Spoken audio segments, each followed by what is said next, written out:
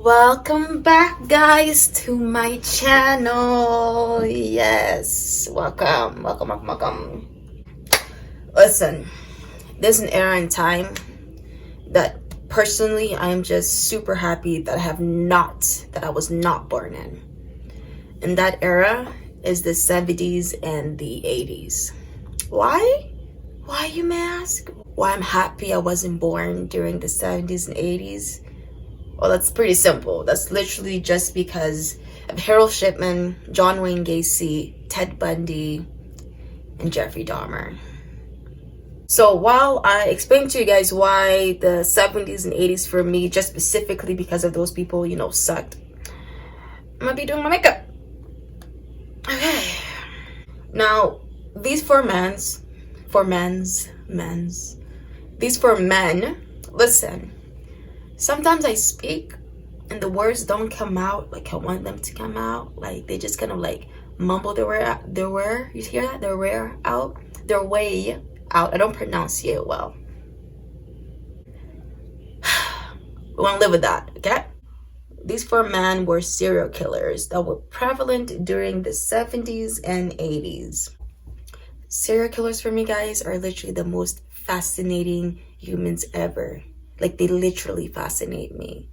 Like, I never understand how someone can just wake up one day. I guess they don't really wake up Well, I don't understand how someone can wake up one day and just decide I'm gonna murder a bunch of people for my own enjoyment.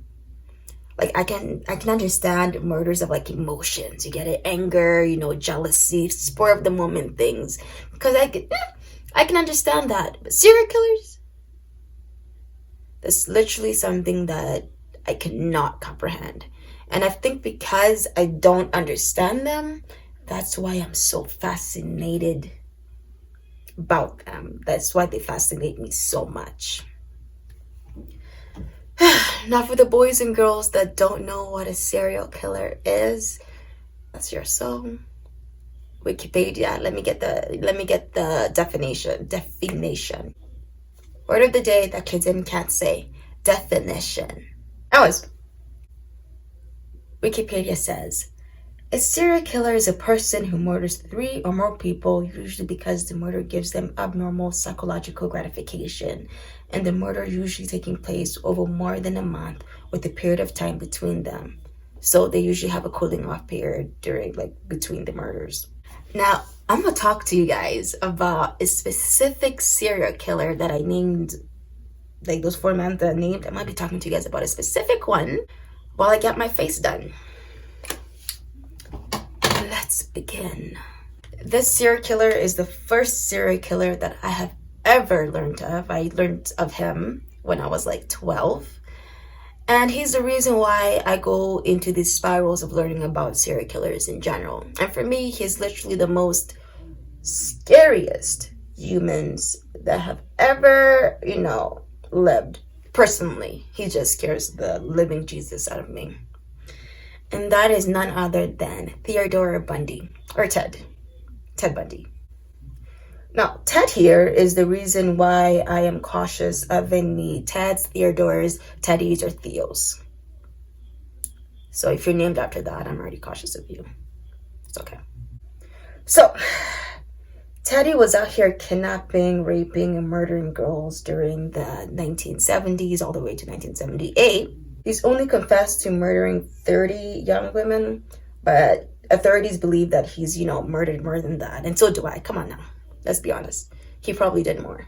The reason why Ted does scare the living Jesus out of me is literally because he uses his victims' kindness against them. Teddy was considered very handsome, very charismatic, and he would usually approach his victims, in public areas, in broad daylight where the sun was shining.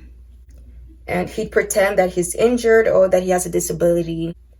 The reason why that scares me is literally just because of that kindness part. Him using his victims' kindness to, lure them. So obviously, if you see someone struggling, that has like a cast on, or like someone with a disability and they're struggling, they're asking you for help, a normal person will, offer a helping hand. Why will they offer a helping hand? Because they're, they're good people. And the scary thing is, this dude is out here doing all this in broad daylight and in a public area, okay? He's doing it in places that you wouldn't expect to get kidnapped. When I think about areas that I might get kidnapped at, my mind goes straight to like sketchy back alleys or like empty streets or literally just any time during the night. So usually during those times, my guard is up. So if someone's trying to get me during the time while my guard is at its like highest, if I can't outrun them, I'm gonna let you know that I'm not gonna be an easy victim. That's for sure. I'm gonna be screaming, I'm gonna be punching. They're getting punched in the throat. Sorry, but I'm screaming like I'm screaming for my life.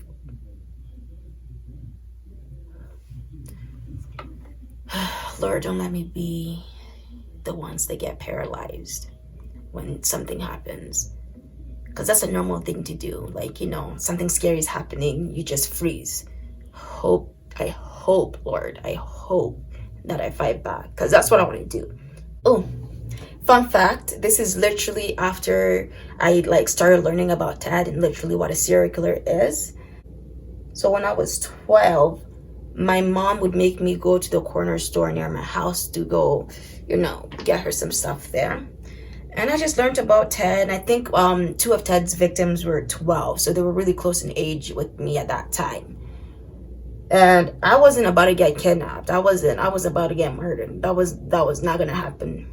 So when I go to the corner store, I'd make sure to go with a knife. So I was out here thinking that while I'm walking, if Ted number 2 tries anything with me, if a Ted number 2 comes behind me, somebody's about to get stabbed. And it sure ain't gonna be me. Obviously, later on, I stopped doing that because I realized I can't go with the knife in a store. I'm gonna get in that trouble. But I did that for like a whole month. I was just terrified. So actually, Ted is the reason why I'm not actually very nice to strangers. I'm nice to strangers, but I don't help strangers for anything. Like, I am not kidding. If a stranger literally asks me to help them with something or whatever, I don't know about you, but I don't see them, I don't hear nothing, I don't see nothing, I'm gonna keep walking. Now, there's a difference if I'm in a group, especially if I'm with my big brothers, then yeah, I'm gonna help, because if shady Ted number 2 tries anything, my big brothers are gonna knock your teeth out. And you're gonna see little old me running away, because that's what little girls do. So Ted here did not just end things in, murdering the girls. Dude was coming back to the corpses of these poor victims and doing, performing sexual acts on them. And he will continuously come back until the corpse is so decayed that he can't perform these acts no more. At some point, he even confessed to eating parts of the girls so that he could fully possess them. So Ted wasn't just a serial killer. No. He was also a necrophiliac and a cannibal. Of course he is. And he wasn't just kidnapping girls in broad daylight either. No, that's too predictable. He'd also break into the girls' houses at night and bludgeoned them to death. Now, literally bludgeoned. Bludgeon is a word that I only use when talking about Ted. So that means he beat the girls with an object repeatedly and with a lot of force. Now, the image that gives me is literally someone that's just very, very angry. So, thank the Lord that Theodore was captured. He was captured on August 16th, 1975. Thank you, Lord, in Utah. Ted was stopped by Highway Patrol because the officer said he observed him cruising at a residential area at a shady time, as shady people do. When the officer searched Ted's car, his front passenger seat was missing, and inside the car he found, as people refer to and I refer to, as another word that Claudine can't say, burglary kit. Anyways, they found a burglary kit pretty much in his car. Now, Bailey, a YouTuber that does a series called Makeup Murder Monday, said that convenience stores should have like a panic button for these things. I completely agree, but I'd call it a shady button. So, you know, if you see someone, or because you are the, so if a customer comes and buys, you know, this, you're gonna click the shady button because come on now, come on. What do you think it's doing with that? Let's be honest. What do you think he's doing with that? Yeah, he's probably gonna, you know, break into our house and do some bad things.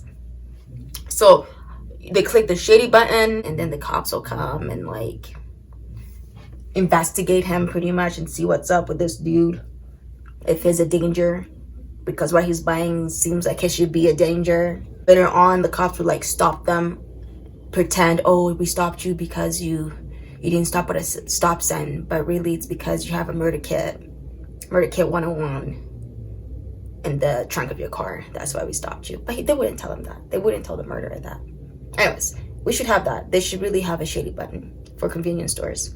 So when the cop stopped Bundy and saw the burglary kit inside his car, he also realized that the car actually matched the description of a car that was involved in a kidnapping that happened earlier. So obviously because of that, they also decided to further investigate, and they searched Ted's house. And later on, Ted even said that while they were searching his house, the cops literally just missed the pictures, the Polaroid pictures that he took of his victims that he was hiding in his house. Like, they literally just missed it, because of course, but they missed it. So they couldn't find anything in his house and stuff like that. So they left, and Ted was a free man. Even though they let him be, they still kept surveillance on him because he's still shady. Later on, Ted decided to actually sell his car, you know, thank God, because after he sold it, the Utah police decided to impound his car, and they searched his car for literally any trace of anything because they were gonna find something from this guy. And they did.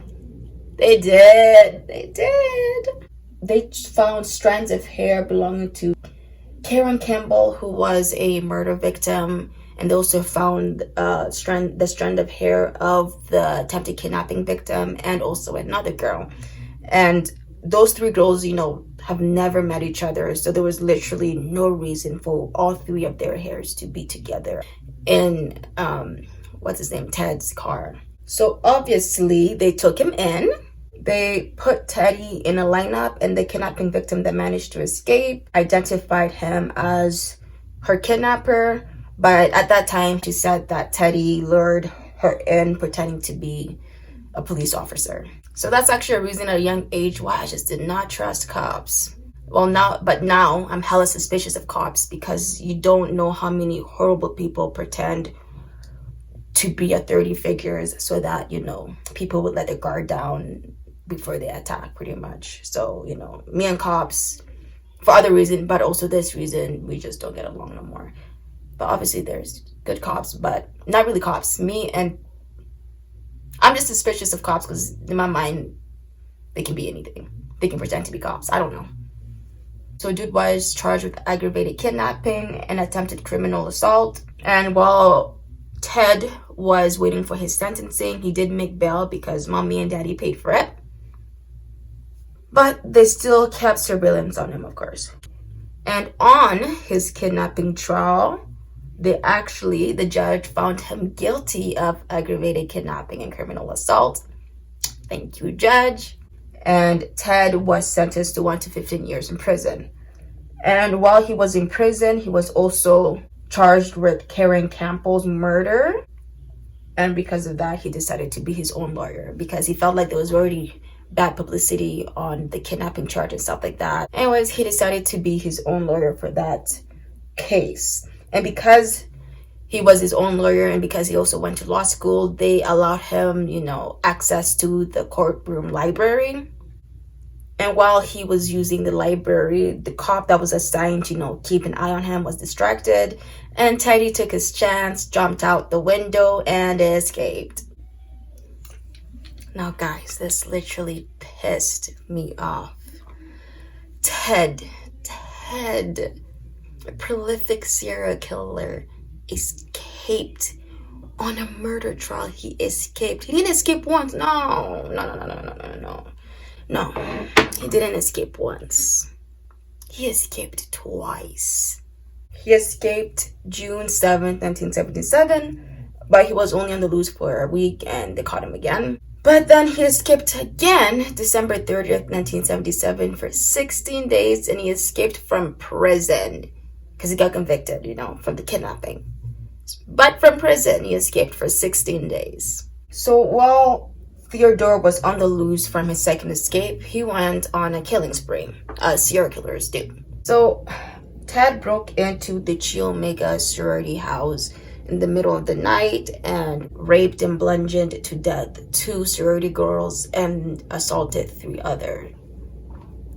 And that's really scary. At least for me, it's really scary because I understand, I can comprehend getting kidnapped at night, outside and stuff like that. But when you're home in your own house, you don't really think about that. You get it? You don't feel like you're unsafe because your house should be a safe environment that you're just, you just feel safe in. So for me, it always feels more chilling when it happens in your own house or it happens in someone's house. You get it? So when Ted was caught again, he faced trial for the Chi Omega homicide and assault, where he did what he did to these poor girls. His trial was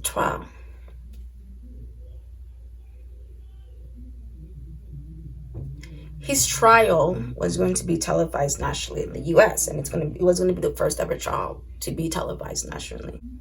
And because Teddy here was a narcissistic, attention-hungry psychopath, he really thrived on the attention. And was he getting the attention? Literally, so much girls romanticize this dude. And I never understood,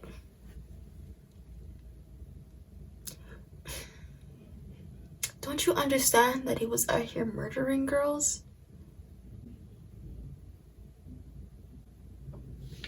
Come on now. Never been, Lord. Anyways. Theodore decided that he was going to be his own, defense. And obviously, Teddy lost. And one of the big reasons why he lost is because while he was murdering one of the girls, he bit her so hard that he left an imprint of his teeth on her. And they used a cast of his mouth to show that his teeth and the bite mark on one of the sorority girls matched perfectly. So, it was him. It was him. It was him. And he was convicted of the Chi Omega homicides and assaults. Yes, he was. And Teddy was sentenced to the electric chair. And while he was in prison, more cops came and started linking him to different murders that were happening in their states. And their states were, Washington, Idaho. Words Clinton can't say. Idaho. I'm not sure if I'm saying it wrong, but Idaho. Another word I can't say. Florida.